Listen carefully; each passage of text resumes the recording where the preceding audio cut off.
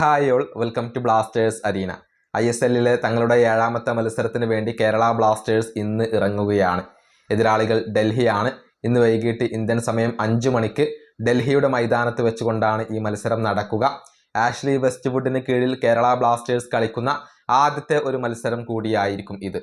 ഏതായാലും ബ്ലാസ്റ്റേഴ്സ് ഈ സീസണിൽ മോശം പ്രകടനമാണ് നടത്തുന്നത്. അതുകൊണ്ട് തന്നെ ഈ ടീമിനെ എങ്ങനെ വിലയിരുത്തുന്നു, അതല്ലെങ്കിൽ ട്രെയിനിങ് സെഷനുകൾ പരിശോധിച്ചപ്പോൾ നിങ്ങൾക്ക് തോന്നിയ കാര്യം എന്താണ് എന്നുള്ളത് ഇന്നലത്തെ പ്രസ് കോൺഫറൻസിൽ ആഷ്ലി വെസ്റ്റ്വുഡിനോട് ചോദിച്ചിരുന്നു.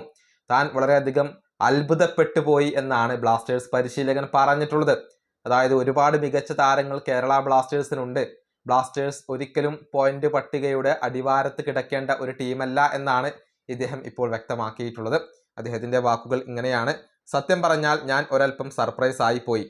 1-2 ട്രെയിനിങ് സെഷനുകൾക്ക് ശേഷം ഞാൻ അത്ഭുതപ്പെട്ടു പോയി. കാരണം നല്ല പ്രതിഭയുള്ള ഒരു പിടി മികച്ച താരങ്ങൾ ഇവിടെയുണ്ട്. നല്ല ഇന്ത്യൻ താരങ്ങളും വിദേശ താരങ്ങളും ബ്ലാസ്റ്റേഴ്സിനുണ്ട്. ഇത്രയും മികച്ച താരങ്ങൾ ഉണ്ടായിട്ട് എന്തുകൊണ്ടാണ് പോയിന്റ് പട്ടികയുടെ അടിവാരത്ത് ബ്ലാസ്റ്റേഴ്സ് കിടക്കുന്നത് എന്നുള്ളത് എന്നെ അത്ഭുതപ്പെടുത്തി. പോയിന്റ് പട്ടികയിൽ മുകളിലേക്ക് വരാൻ കഴിയും എന്ന് തന്നെയാണ് ഞാൻ വിശ്വസിക്കുന്നത്. 6 മത്സരങ്ങളിൽ വിജയിച്ചിട്ടില്ല, ഒരൊറ്റ ക്ലീൻ ഷീറ്റ് പോലും നേടിയിട്ടില്ല. ഗെയിം മാനേജ്മെന്റിന്റെ കാര്യത്തിൽ പല പ്രശ്നങ്ങളുമുണ്ട്. പക്ഷെ ഇതെല്ലാം പരിഹരിക്കാൻ സാധിക്കും. താരങ്ങൾക്ക് മത്സരങ്ങൾ ആസ്വദിക്കാൻ പറ്റണം, അതാണ് ഞാൻ ചെയ്യുന്ന ആദ്യത്തെ കാര്യം. ഇതാണ് ആഷ്ലി വെസ്റ്റ്വുഡ് പറഞ്ഞിട്ടുള്ളത്. അതായത് ബ്ലാസ്റ്റേഴ്സ് ഒരിക്കലും മോശം ടീമല്ല, നല്ല ഒരു നിര തന്നെ കേരള ബ്ലാസ്റ്റേഴ്സിനുണ്ട്.